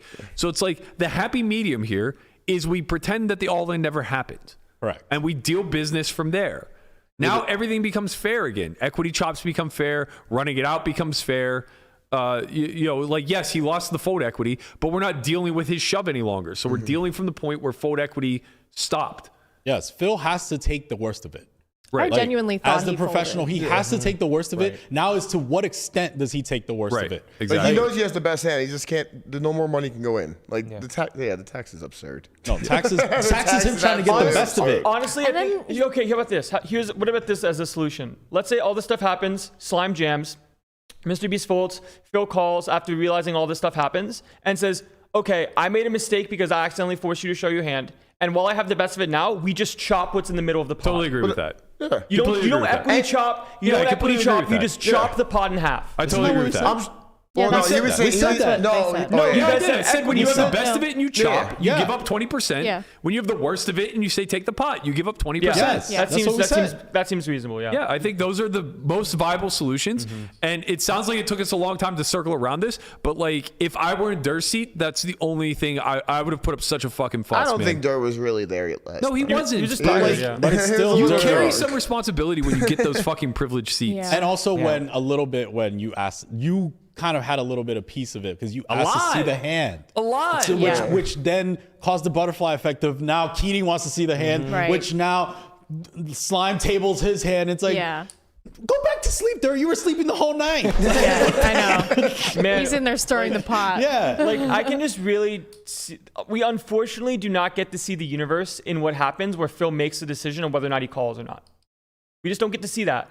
You know? How often do we think he marks his hand? I think it's a lot. Yeah, me too. 60, I think it's probably half the 65%. time. Yeah, I Yeah. think more. Well, I even was if, thinking like seven. I don't even if think it's more. half the time or more, that now immediately goes to zero after seeing his hand. Yeah, of course. So now he gets to just see his equity. Yeah, His whole it's face pretty- changed when he saw that. It He's like, he fucking showed sucks. A7 or A6 or something. Like, of course I was calling. Yeah, of course it sucks. Yeah, and then after they run it, and then the 6 comes, he's like, "Oh, look how lucky I was!" Like, the I can see. I gave you such a that good was, deal, that was though. so needless and Oh, like punty, God, like right? Jesus, like Yeah. you should have just threw the 5K back at that point. I can see in game why like a 5K tax, so to speak, makes sense from a quick perspective. Not that it's right. Of I have the best hand. No. Instead of running it for all of it, give me 5. But it's obviously incorrect. We all know it's just incorrect. not even a. It's not. We can't Thought even. wouldn't even cross my mind. It's not You're even an in the. It's not I would even in never the think to realm. ask for that. It's not even in the realm of a decision that should ever even come into Phil Hellmuth's mind. I agree. I'm trying to see where it's coming from. Because Well, if he where thinks it's he coming has the from- best hand and doesn't want to give Where him a it's bad coming from deal, is that he knows he has perfect information, and that technically he's entitled to the remaining 38,000. right? So he wants to look like the martyr Yeah. and say, "I'll only take a fraction." I of gave that." you such a good deal. Yeah. I gave you really yeah, good it was deal. such a Right. good Well, deal. here's the thing, yeah. right? You could see that happen when Slime would have won if they ran it out, and Phil literally jumps up out of his seat and says, "Look how lucky I yeah, am." that wasn't cool. That was gross. Yeah. That's what I It's said. like That you're was supposed to be an so ambassador of the awful. game. A whole bunch of players that never played before, probably It's played also like under 50 you're hours. in a like, spot that people would kill for, and it's like you're gonna bitch and moan and needle them the whole time. I like, mean, I get he it. should It's have his fun thing, but losing in that spot. good God. Like honestly, Yeah. like just for the game to have fun, just like to bring an environment, just like be a good person. Well, it's not I in. don't know. It's not in his character. Like it's not in the role that he plays. Right? He's Phil fucking Hellmuth. True. He said it himself, yeah. Yeah. That- Like, that's all right. That's why. Yeah, it these would go are the against best. everything. Like if he did It goes exactly what against he's everything he supposed to do, stands for. then Right. he just wouldn't be Phil Hellmuth Yeah. anymore. There was Right. a lot of hyping up to. I can't remember which streamer was doing like a pre-show a day or two before, but he was like Ludwig. basically talking to the chat. I don't know if he was like raising sponsorship money or whatever, but I think he was. I think he said he would like wear a suit in anything if they gave him the 100K buy-in or whatever. And he's like chat, like I'm playing against Phil fucking Hellmuth. I don't stand a chance. He's like, I'm not in it for the race. I'm there to finish the race. That's it. I don't win any money in this lineup. Like Phil, to the outside looking in, he is regarded that highly with his professional prowess, Definitely. right? But like for us on the inside, we just know he's a fucking joke. And it's like, sure, take your 40K win because you're so pumped to put another notch in the W column rather than recognizing that, like, you know, the actual EV of his seat last night. Opportunity cost. Six that you've figures. given It's up. 6 figures easy. It might be a $250,000 minimum, right? There were 3 people won three 400K. Yeah, 3 400K winners. Right. 400K plus. None of them were the Insane. professionals. No. Right. Well, we Right. also I know how love variance works, right? Where like even though there's like great professionals and such in the game, like when Dwan's in the game, like there is a chance you still lose, and that's what makes poker so fun. Yeah, but Yeah, he's it's so true. tight that Right, but- he's capping himself. More of the story being poker is a game of variance, but from the outside perspective, it really looks like there's no way we have a chance against a pro. Because Yeah. if they played chess, so to speak, there's no way anyone beats Botez in that lineup. Yeah. No. Because chess isn't a variance game. Poker is. Yeah, and I think that that's kind of the biggest issue to spotlight here with regard to the Slime Hellmuth situation is that if he were forced to play chess against, say, Botez, and let's say that there's a discrepancy of like 800 ELO points between their rankings. So she gives him, basically she offers him like what she feels is a fair spot in that situation. I'll give you a knight. Right. And it's just like he's drawing stone dead and there are millions of people watching. And she basically they agree to play or whatever and then do the negotiation on stream mid-match. Wow, all the lights are beaming down and everybody's super flustered. He just gets wrecked in that spot all day, every day. Because he doesn't know what he's talking about. Right. For inconceivable amounts of money, mind you. Right. It's for so much money. And if someone was that much better, it would have to, the odds, what do you think's fair? Oh, how about just a knight? If you're an 800 elo points higher, it's way more than just a knight. Yeah. But if you're playing 6-figure chess matches and calling the other person stupid and dumb because that's part of your shtick, you're taking advantage. 100%. For sure. He also was just making little comments at her after she won a bunch, that were just so. It was just nasty. And I know she said that she didn't care, but he was just saying oh, she's going to give that all back. I can't wait till she just gifts me 300K. And it's I'm sorry, how's she going to gift you 300K when you have 20K in front of you? Right. Normally when I win, the casino gives me a check for 500,000 with the 12K stack. Yeah, Nice life. that was the second thing to happen is then Beast straddles for 25K or something and Hellmuth goes on for 28. And ends up losing 50-50, right? He jammed for two big blinds. Yeah. Okay, yeah, so maybe 50, I guess. And we end up seeing her scoop with ace-9 versus his ace-8 and Alan's ace-3. And he's just losing his mind about how a true professional would fold ace-jack to his shove there. Too big, it's bro. too big blinds. That's nuts. How tight does he think he needs to be? Now, granted, he has no money invested, and the next hand, the big blind is going to reduce to 400. There's some future game sim, right? Yeah, so it's not, he's still 110 blinds effective. He's still jamming into the field in a spot where. But it can't be that bad. But it's not. I can't even. Right. I don't even know if it. It's fine. Of course, it's fine. He's obviously jamming any ace. Maybe not. Maybe he's jamming ace 8 off. Sure. Whatever. It just doesn't matter. She wants to gamble. Yeah. What are you gonna? Yeah.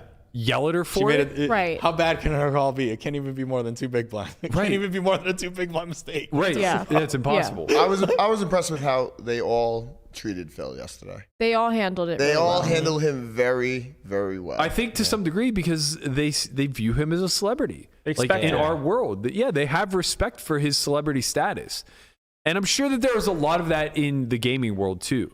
I'm not very familiar with who the heel of the esports world is or who the heel of YouTube content creators are that Beast might rival with or even who the heel of chess is. But I'm certain that they're out there. There wouldn't be content if there weren't. Yeah, they exist. Yeah. So it's I get where they're coming from. It's just as a professional, it puts a really fucking bad taste in my mouth to see this amazing event that Ryan and Hustler are able to put on and it have this cloud of scumminess on it. Yeah. Because the guy that we didn't elect to represent our community doesn't know how to fucking carry himself around people half his age. It's been fucking 12 hours and it has 1 million views. 1.7 combined with Hustler. Oh my God. I think it's great for the game that they have that. It's so good and that was such a success. Yeah, I agree. I definitely agree. Obviously, it definitely shines a light on what we need more of, and it definitely shines a light on the direction that streamed or televised poker is going. I still just have, I don't know. I don't want to call it reluctancy, but reservations. I hesitate to think that we fixed what's very clearly broken. No, I mean we're gonna have to keep throwing darts at the wall to see what it is that's gonna help. Yeah. But sucking dick for a 10, that has to start. So that was so good. That was incredible. It was really We've entertaining. all been there. Jesus Christ, We've all at some point in our lives made a deal with God where it was I will suck a dick for this card to come off. It comes a lot too. So that's how you won it live at the bike. I won off stream, so that's why. You know how that goes. Yeah. Queen 10? 7s could come out technically. Oh, shot? A 10. I'll suck a dick for a 10. So fucking Keep good. looking at me whenever I make those types of remarks. Hey, Man, this stream could have Look at gone Phil's face. So fun. They turned out his mic. They literally turned out his mic right here because he screams so loud. This stream could have got out of line real fast if somebody just presented a dick. Man, it's so crazy too, because like me being from the gaming industry prior to poker, like I played a lot of video games, so I know a lot of these other content creators and the space is massive. Like Desherto is like one of like the biggest gaming news things ever, and now there's a poker thing with a gamer that has an infinite influence. I think it's like representing poker. I think there will inevitably be a ripple effect of just poker being aligned with gaming, and having gamers on it and it being trending in the gaming section. I think there will inevitably be some. I think one big thing that we can't overlook here that's really worth talking about is how this game could even functionally work at these stakes. These 6 amateurs were not risking any money. Yeah. That is where the opportunity is really being demonstrated. Time out. Can you talk about that? So I'm not sure of everybody else, but we know Botez had at least her 50K buy-in funded by WPT. For sure. So that's an industry sponsorship, right? Mm-hmm. That's what I was saying in the back. I was just like, while I was watching, I was like, yeah, these guys have to all be like staked or sponsored for this game or something like that, right? I think Slime was backed by Ludwig. Right. But I'm sure Ludwig's not putting up a large sum either, right? Yeah, probably not. And I think it's fine. No, of course it's fine. It's demonstrating the opportunity. Yeah. If you could put together a show that's going to garner 10 million in views, you're going to find outside sponsors. For sure. So the fact that WPT is willing to sponsor Botez demonstrates that there is still corporate money within this community. 50,000 is a fucking lot for a 10-hour stream, man. Yeah. Like that is a lot of money to say like, here you go, good luck. And the assumption is no strings attached. Right, Yeah. I could be wrong. I want to know who got that. Who is there? Are they going halvesies? Like, That's what's what I'm happening? saying. That's what I'm saying. what's up? My assumption is no strings attached. Man, I so wanna they're just stay- like, here's 50K. Good luck. Go nuts. Yeah. You win, keep it all. If you lose, like it's on us. Yeah. And if you break even, you made 50K. Like I assume that that's the deal. Yeah, That's hopefully. being brokered, right? Maybe not. Maybe it is Whatever something. it is, it doesn't matter, right? It doesn't Like, matter. She's Good deal no getting matter getting what. some sort of Yeah, free yeah, roll for it. For sure. Yeah, maybe they're getting some sort of rake back. I don't know. Who knows? I was honestly Maybe like, give I me watched. this. Maybe it's just like if you win, like we take the 50, you keep all the profit, Yeah. whatever Right. type of thing. You know, Yeah. it's fine. Yeah, like I just know from watching the entire stream, which was like a 9-hour stream, that at the very end of it, Mr. Beast and all the other guys were talking about it after, and they were like, "This was really fun. I would love to do this again." Yeah. Which is a really You could great tell way they to end. all had fun. It was yeah. which is great because it could have in some instances ended poorly. Like it's a low percent chance to happen, but it could have happened, but it didn't, which makes it really good for more things to start happening from that regard. Yeah. I think it'd be nice to have some sort of comprehension how the other 5 were getting funded. Like maybe Beast and Ludwig are putting up their own money. Maybe Ninja is. I doubt it though. Like, Or maybe it was like someone in the background that's like, oh, they're gonna create content around this, maybe like a stake.com type of deal, or it's like, okay, they're gonna create content around this later. We'll fund it now. it'd be nice to know. It'd be nice to know where the future opportunities are for more marketing within this community. But we also just have to understand that we're not big enough. Like Jason Kuhn's not going to get that opportunity from an outside sponsor. Maybe Oling Friends as a collective might though. What do we? Maybe. We'll just tag team it. But Tag these team kids the are- seat. It has to be a collective. Yeah. These kids are super rich. Let's just not say that. Yeah, they're they really might rich. not But have their put it up social, for making- themselves. their social clout is what allows them to They're be making wealthy. 8 figures a year.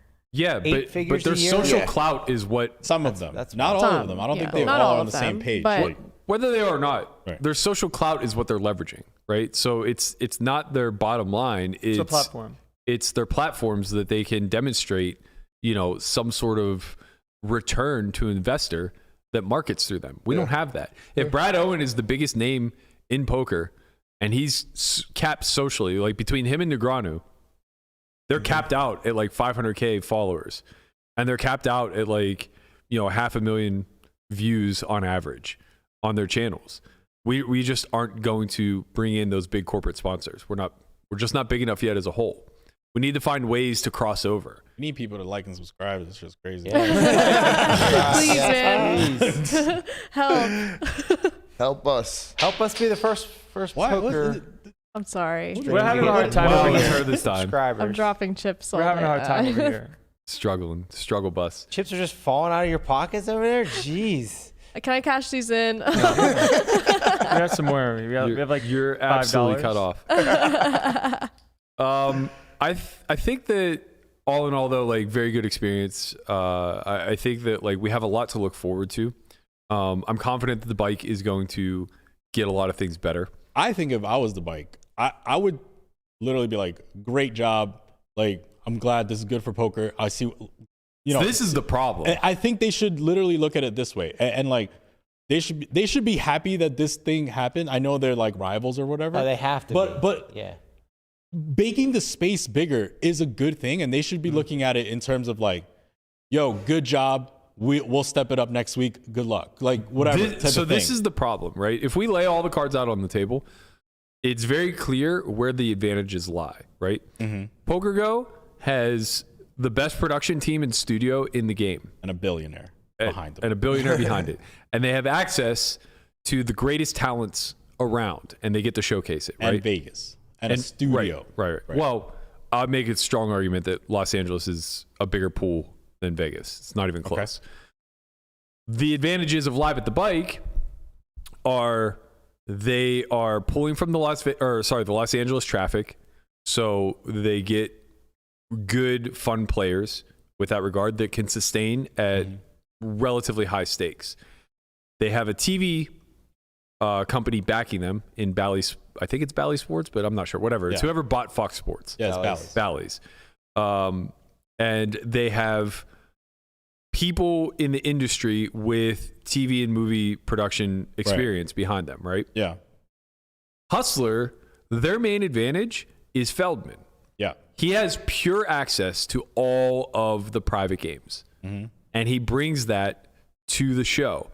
So at the end of it all, Hustler is going to curate the best lineups and the best character development of any of the three. PokerGo is going to showcase the most talented players in the world.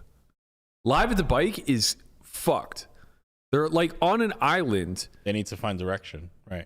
Well, it's I shouldn't say they're fucked, but they're on an island where it's difficult to showcase your advantages whenever the main driver of viewership is difficult to accrue, right? It's going to be hard for them to fight and get Mr. Beast because he's just going to show some loyalty to Hustler. So what do you do, Berkey? You're the new CEO of Live at the Bike. Bally's presents. Here you go. What's up? Help us. I don't help us, please. Here you go. Help. Here you go. Help. Well, I don't know directly what the solution is because I'm not sure exactly everything that they're working with, right? I like that when I said CEO, you sat up real quick. I know. He assumed he started role playing. What I would do if I were them I would want to demonstrate my advantages as fast and as often as possible, right? They did a great job of like curating this really well done commercial, very dramatic, very polished, right? Okay. So they have good production. Yeah, good production for commercials. They could probably pump them out pretty fast. Yeah. Okay. So I would lean very heavily into those advantages, right? And I would do my best to cultivate talent from within that I could showcase early. Get people hooked on C8 James and on Eric Hicks and Limitless. I love C8 James. The problem with Limitless is he's going to leave the country very soon, right? Because his visa is going to expire. This is similar to Andy, right? Well, that's the problem. Andy's nowhere to be found. Andy leaves for a long period, right? Yeah. And you need to lay the groundwork now. It's not about what Limitless can do for you 6 months from now, right? Because that doesn't matter. Right. The idea is that, and I hate to frame it this way, but the idea is whatever small niche group you curate now, you're largely using them in order to get at better talent later, right? And see who's good enough to stick around. Yeah. You'll have some that will be important because the fans will upvote them and they'll be a staple to your stream or whatever. But the whole point is that you need to be able to continually showcase the things that you're very good at now that distract away from the fact that you can't pull a Mr. Beast, that you can't pull Ivy, that you can't pull Durr, you can't pull these names that are heavily correlated now with Hustler. Yeah. Right. And you're not that worried about it because Hustler can't showcase those games day in and day out either. Right. right? And they do still get like a Garrett. They do still get, you know, a Bunny. They'll get a Berkey. They'll get Limitless. They'll. It's not like they get nothing. Right, but it's inconsistent.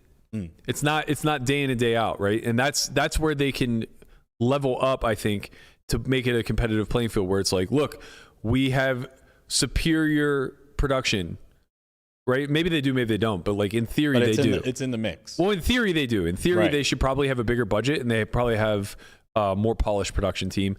Right. Their studio is obviously a lot cleaner than Hustlers, right? It's nice. If you guys, it's nice. I like it, but just it was unfortunate that they weren't able to see it. Right. So it's like, okay, well, if that's the case, then we have to act fast on demonstrating our resources and our advantages so that as this grows, we'll be able to be more competitive for marquee names. Yeah. And what I like about the Hustler side, right, was that their non-Friday games do have character development. Like you do see like Ludacris, right? He's like a staple of a different day.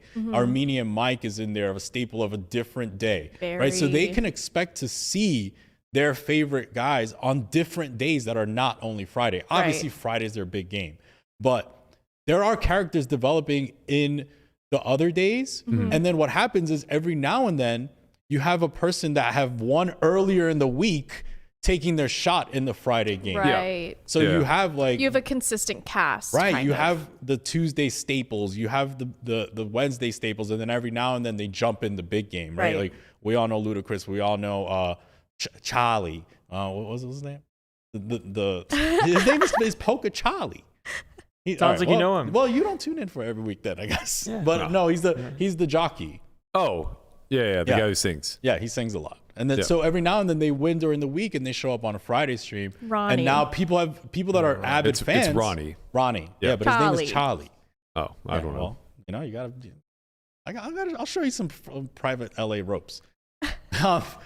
Anyway, so, but the avid fans show up during the week and then they see him on Friday. Like, oh yeah, that's because he won. Blah blah blah. And there is a little bit of character development throughout the week as well. I think it's okay for Live at the Bike though to take a more highbrow approach. Okay. So if they're going to lead with heavy production and showcasing the studio, showcasing their chops from the editing standpoint, from all this other stuff, all that matters is that they follow a template. Yeah. But the vehicle itself in the early goings is interesting, right? So obviously you want to carve out character development, but that takes time. Yeah. So you want to try to hand select people that can potentially be your heels and your villains, or even just a singular heel and villain, right? Yeah. I think the best thing that they can do, and I know this may sound crazy, but it's just like pump out 25 episodes where the lineup is almost identical. Oh, and just create the rivalry. Yeah. The lineup in the stakes. It will naturally happen. Yeah, the lineup in the stakes remain the same because I think that their approach is going to be mostly high stakes. Right? Like 25, 50 plus, probably more like 50, 100 plus. Right. So don't vary much. Small pool. Yeah, it's a small pool. And then pool. the audience gets to keep up with the history between the players and the dynamic and kind of. Right. You go for the home game environment. Yeah. Right? Where it's exclusive. Very exclusive, tough to get on the list. Same people day in and day out. You get very accustomed to seeing it.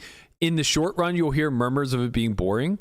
But I think the long run, what happens is you end up with a Garrett. Because this is really what the original Live at the Bike template was. It was like, we're going to lean into Garrett. Yeah. Right? He's willing to do this.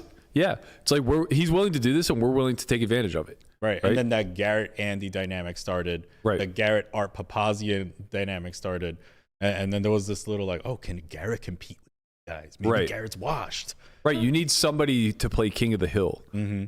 And then Garrett came out on top. He's like, I'm not washed, bro. And it's not going to be the Rex. Right? Mm-hmm. So like right now, C.J. James, Eric Hicks, JD, these guys are all the staples of the Live at the Bike games.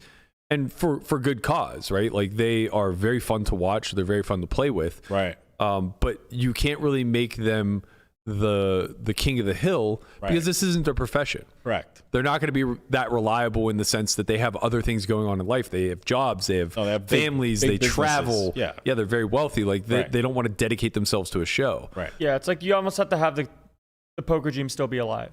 Yeah, exactly. You have to show at least there's some sort of progression where chance to be able to get to that point at one Right. time in your professional poker career if you are a pro. Right, and I think if you simplify the template to where the stakes are rather consistent and the lineups are rather consistent, now you pour all of those resources into promo.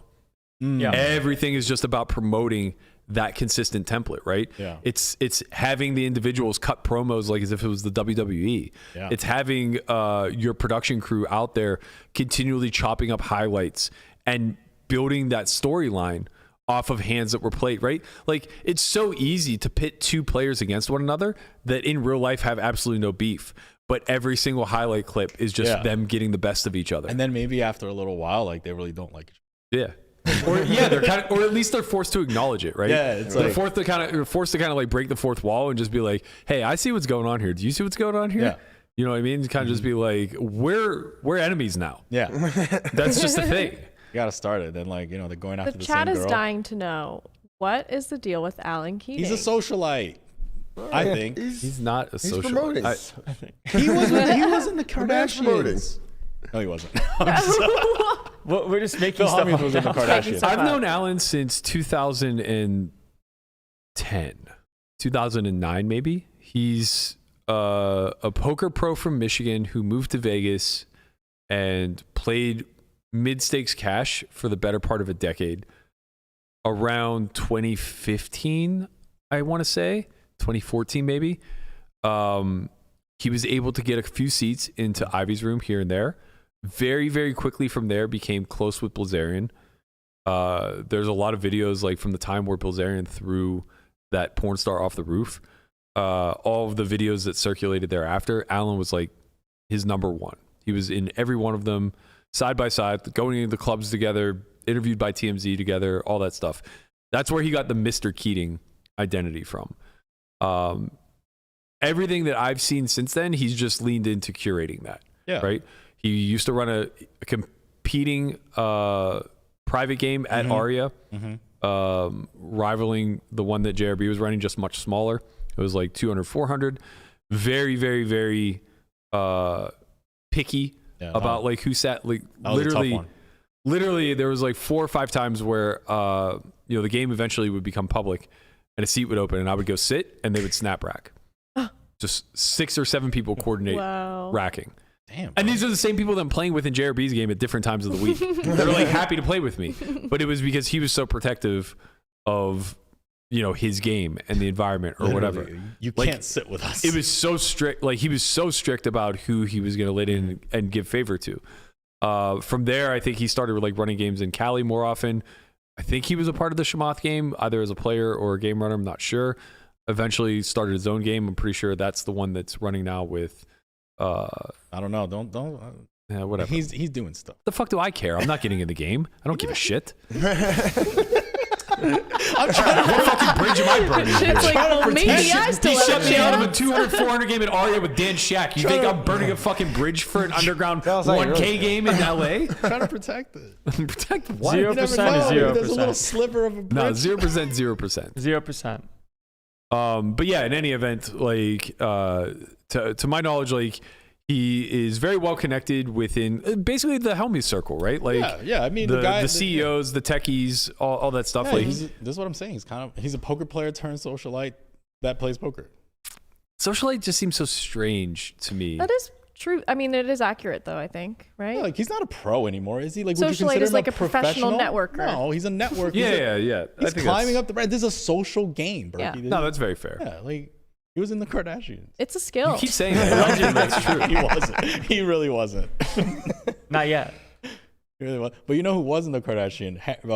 Big Harry from the old Life of the Bike. No way. Yeah, he was. Doing what? Yo, he has like a huge like body shop in LA. It's like famous. The Kardashians brought the white Range Rover to him.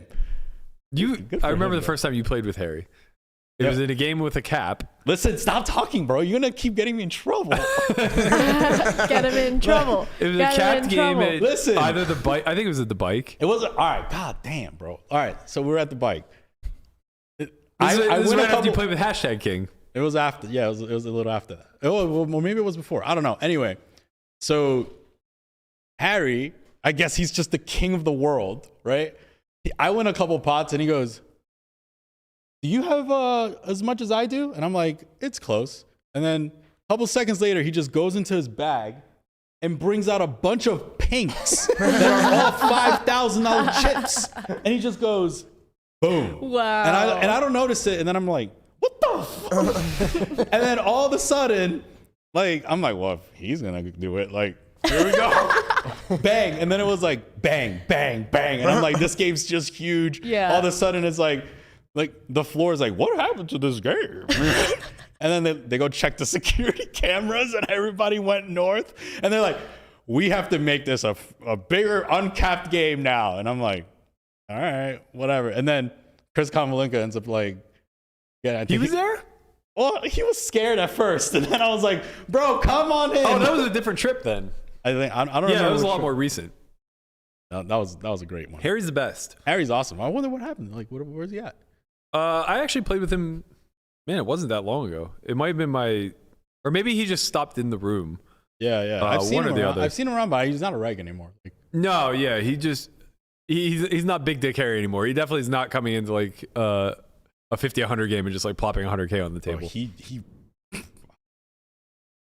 my bad, bro.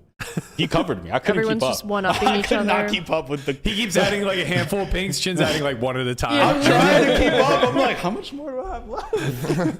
He's just like, bang. All right, man. I win. You win, bro. Just mixing the white chips in the middle to make this.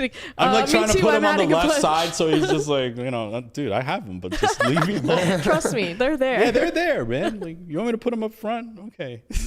Yeah, just to put a bow on all of the live stream talk, I think what is clear to me, at least as we move forward, seeing like what's popular and what's not, is that live streams in and of themselves are shifting away from being a highlight of poker talent and shifting into being a highlight of what happens behind the scenes in home games. So I think lineups are going to be leaning a lot more to those within the private sector that are willing to put themselves in a public atmosphere. Yeah. They're obviously all a net positive for the game as a whole, but in no way, shape, or form are they really representative of what the grinder is experiencing day to day in any real casino or card room. How do I like approach those situations where there's like a mixture of recs? Well, first and mixtures of like you and limitless and stuff like that when I'm on the mic. I think that you just speak to the average person in the audience. Like, I think that's why I think Schulman's so great.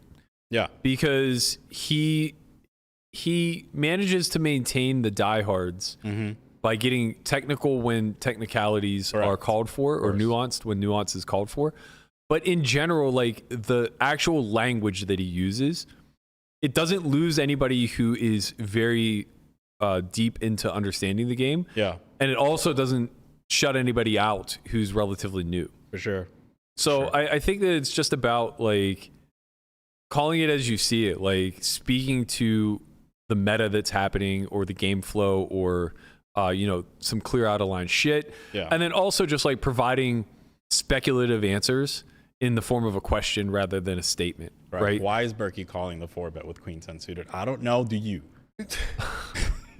Queen 10 suited is a very That's good a really hand. good hand. It's a good hand. Yeah. That's a good hand. Very good hand. Got to see a flop. Yeah. Got to see a flop. You did way better with aces. Sure. Just fucking with you. I folded. You folded on the river. I was like, I was like, is Berkey When gonna all fold? the big money went in, I folded my top pair because I'm a goddamn professional. You did. You played. Cutoff opens, you 3-bet big or 3-bet button, and L 4 bets from the small blind. You have Queen 10 suited. You call. You call. Yeah, you just stand there call. Your hand performs well. Torched me on the mic. I did not torch you. Veronica spent the entire hand just going back and forth about how whaley I was. Well, I'm trying to do you a favor. Do you want to get in the Keating game or not? 0% is 0%. That's true. He knows what I bring to the table. Jesus. At one point, I think that he and I both collectively had too much gamble, and us being in the same lineup was probably scary. Yeah. But then he got access to way more money than me. Yeah. And so the inverse started to happen. Yeah. Where it's like, now I play with him and it's just like, huge EV spot, but like, I only have X amount of bullets. You know what was crazy? So I got the chance to do Veronica, like it was Veronica and I doing commentary for some time, and she's awesome. And The weird part is that no one remembers like the last time she and I did commentary together was the night that Apostle was. No, you were playing. I played after when a seat opened. Oh, that's right. Yeah. Oh, I thought Marley was the one who came in late. No, well, she might have came in late also, but I had like a seat open and I was able to take it, so I left the commentary booth. Yeah. But so it was just like, wow, yeah, she's great. I remember because I just had negative memories. Sure. Of that. She was the one who fucking drove us there to get scalped. No, I was the one mad at her at the beginning, but I forgave her. We're friends now. We're good friends. I don't know. I might go full circle. I think I'm back. Oh, right back? Back on anti-Veronica. No, she was great. I hope we get to do some commentary together. It was cool. Yeah, I've spent a lot of time in LA the last couple weeks. It's fun. It's weird to be just waking up, going to the gym, hopping on a plane, playing cards all day, hopping on a plane, coming home, going to bed. Look at you. Yeah, nah, you can't you're say a shit reg. Yeah, exactly. Exactly. That's one of us. That's one of us. Shit reg again. That's where that conversation ends. It's not like, wow, look at you jet setting off to these live. It's like, nah, I'm not flying to Hawaii to play 1K, 2K. I'm flying to fucking East LA. You're not on the yacht. You're not on the Perkins yacht. You're just. Right, I'm flying to East LA on Jet Suite X. It's all relative. You don't have to go through security. That's true. That's pretty bougie. That's true. That is true. I do have to pay 3x cost though to take the flight. You get to pay 3x Yes. cost. Thank you, Melissa. Wow. Thank you for that Yes. reframing. Was that brought to you by your local astronomer? Or? Yes, Astrologer. Astrologer. By the way, there what was an insult to astronomers. Yeah, that's Seriously. fine. We'll Like- bring Neil deGrasse Tyson on here. Forget that Matt guy. Yeah, whatever his name I is. mean, he's a little kooky, but that's neither here nor there. There was Imagine believing in astrology and then calling Neil Tyson deGrasse he is kooky. I have some stories. I have some stories. I can't share. I would like to hear one story. I cannot share, but I will say. What can you say? He loves to party. And You like you know his kinks. Yeah. What the fuck is going on? I don't know his kinks, but there was a rare black moon on when was it? Saturday. Very unlucky for me. Very unlucky for me. Very lucky for me. Wait, was it Saturday I played? Yeah. Yeah. But you're a fixed sign, and it was in Taurus. So. What? What now? Wait. What is this? You're a fixed sign. What Aquarius is a fixed sign. Taurus is also a fixed sign. What does that mean? The full black moon was trining you. What does that mean? So it's a harmonious relation. So I think you won because you played well. People get outraged that they can't understand what I'm saying. You just said so many words that mean nothing to me. Like, keep up. That is the definition of a word salad. She just threw out like moon, harmonious, fixed. Moon. Yeah, that's an easy word.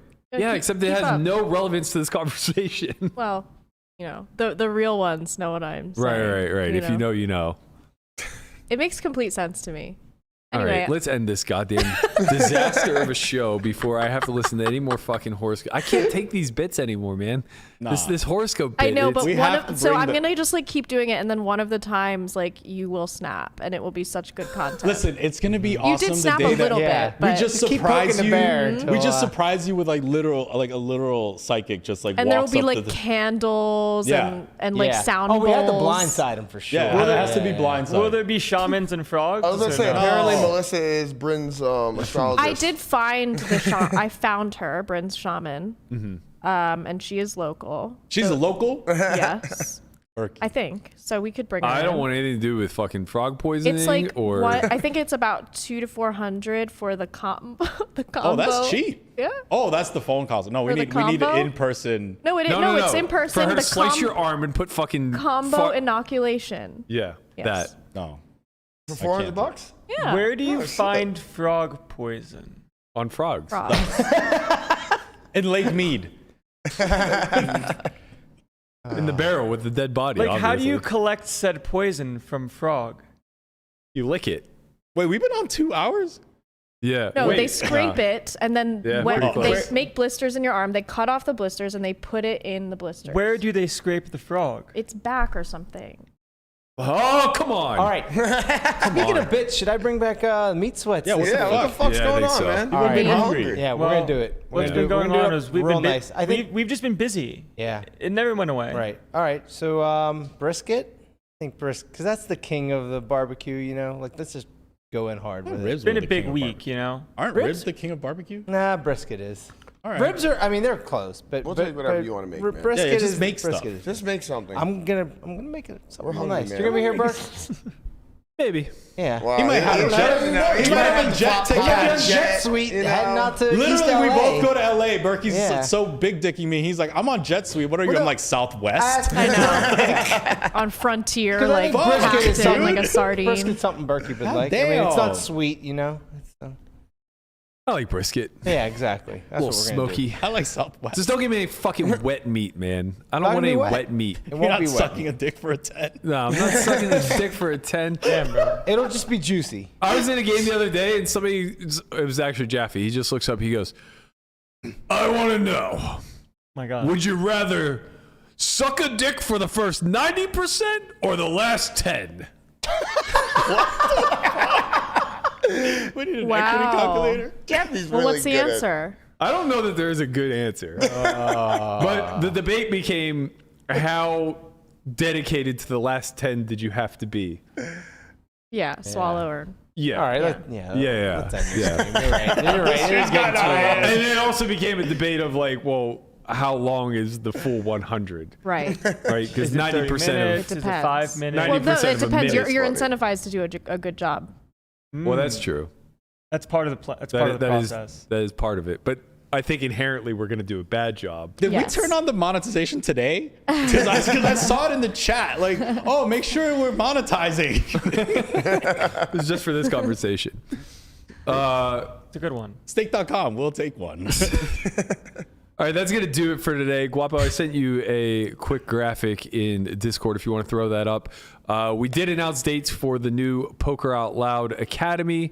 It's going to be August 18th. Nope, that's a lie. August 19th. August 16th. August 19th. 16th. 16th to the 19th. It is Tuesday to Friday Yeah. in August sometime, Yeah. which is actually the 16th to the 19th is what you're saying. It's on the website. They can see. Just on go the to website. academy.solveforwhy.io. You want to go to the you'll see website. it. It's academy.solveforwhy.io.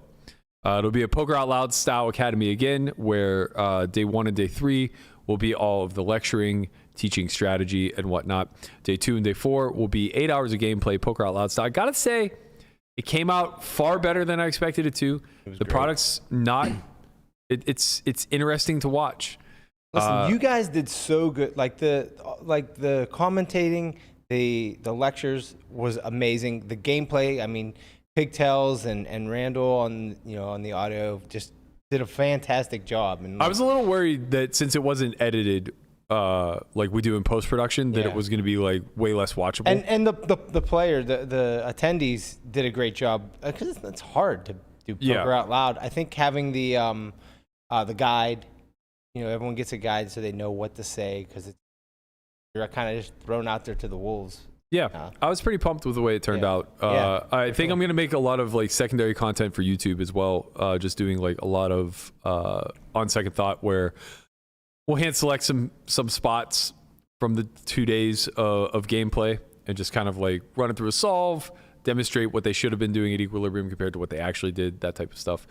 But again, if you guys want to check that out, it is academy.solveforwhy.io. 9 seats, they'll go fast. Yeah, there are only 9 seats. Once it's sold out, we'll just have to put out new dates. So check that out if you guys are interested. We'll be back tomorrow, hopefully 1 p.m., depending on, how well prepped we are. Sometimes we just run into, we have to make all these we're videos. Talk about, but something's going to happen today. I don't know what. Buckos. Yeah, something will happen. Definitely. Big Bucko day tomorrow. Ugh. Big Bucko day. They play the Tigers tomorrow. Let's go. The what? No, get the fuck out of here. We ain't talking about that. No. All right, we'll catch you guys tomorrow, 1 p.m. Pacific. Later. Peace.